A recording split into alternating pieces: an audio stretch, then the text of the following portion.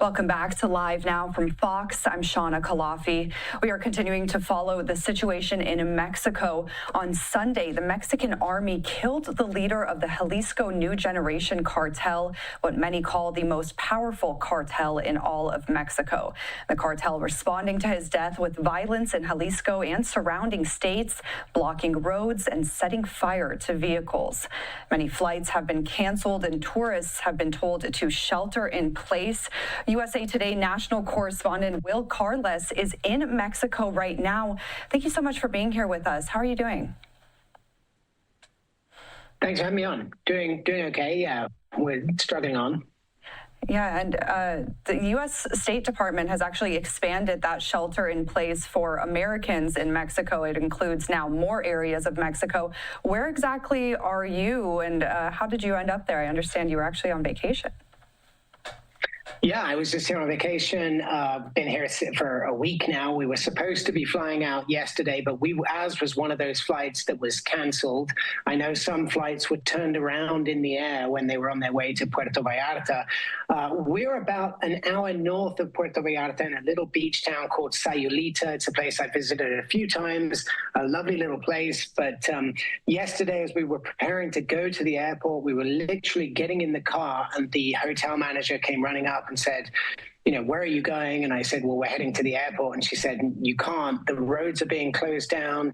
In fact, the town is being closed down because there's all this activity. So I immediately jumped online and started to look and saw all the images of the burning cars and the plumes of smoke, which I'm sure a lot of people have seen. And that's literally on the road between here and the airport. So we made the pretty easy decision that we weren't going to be getting to the airport today, and then turned out that our flight was canceled anyway. So we're here for a couple more days, and we should be flying out soon. And we've heard others also in similar situations. Now, when that news came in on Sunday morning, what was kind of the immediate reaction you were seeing around you from people there in Mexico, maybe locals as well as tourists? So this little town's very, very compact, right? There's basically one road in, and that road carries on onto the main road. And it was immediately clear. I mean, we were going to get a coffee, and literally as we came up to get a coffee, they were pulling the shutters down. They were saying, we're closed, everything's closed. The cartel, we were told, you know, the cartel is on their way here. Of course, that didn't turn out to be true, but everyone has a sort of abundance of caution. I mean, look, this is a country that's not, you know, not accustomed to violence, right? I mean, so when you hear shelter in place and these things, the local people here take it very seriously. So immediately all the shops and all the bars and restaurants started to shutter. Pretty much everybody went indoors. You couldn't find cars on the street.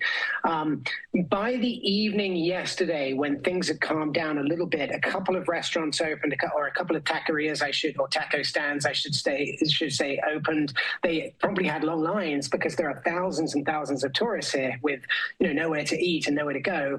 All the tourists were kind of running to the grocery stores as they were closing and buying up what they could and making sure that they had bottled water and things like that. So it was I'd say sort of reserved panic. I mean, for a laid back place, that's about as panicked as it got. And then now 24 hours or so later, things have started to calm down. A lot of the shops and restaurants are reopening. We're seeing a lot more people on the streets. And as that news came in yesterday morning, we saw the retaliation from the cartel, these images that everybody has been showing, the burning cars and roadblocks. Have you seen any of that backlash yourself? Was this something that was close to your area, or what did you hear about the fallout from this? We haven't seen anything in this particular town. And look, I mean, this sort of falls to speculation. I mean, the concern is that the angry cartel, members who want to kind of pay back the Mexican government, but also the U.S. government, which I understand provided intelligence, might try and hit a soft target. And a soft target, of course, would be a perfect soft target would be a little town like this, where you can kind of drive in and cause a lot of havoc and frankly, kill a lot of people very quickly. So that's what everybody's worried about is, do we get sort of a column of cartel vehicles coming down the street? And remember, I mean, these are not these are not, these are very well armed, these cartels, right? I mean, they're essentially armies. They're very well funded, they're very well armed. And when they want to create havoc and violence, they can very quickly cause a lot of that. So that's what the worry is. Do they choose to lash out? Do they choose to lash out in this particular town? Nobody knows, right? And so far we haven't seen anything like that. But the main concern for a lot of people here is that most people have flown into and out of Puerto Vallarta, and those roads are where we saw those blockades. And so a return to that, or even some sort of continuation of that, is what's concerning a lot of people here, because that's their route home, including myself and my family. And hopefully those tourists, including yourself, will be able to get home safely soon. For the people that maybe live in that area, have you heard anything about their concerns? Are they fearful that this violence could continue now? I've talked to a few people, and the bottom line is nobody knows. They've had situations like this before, where a drug kingpin gets either captured or killed, and then the cartel retaliates. Now, in the past, if the past is anything to go on, that's lasted sort of 2 or 3 days.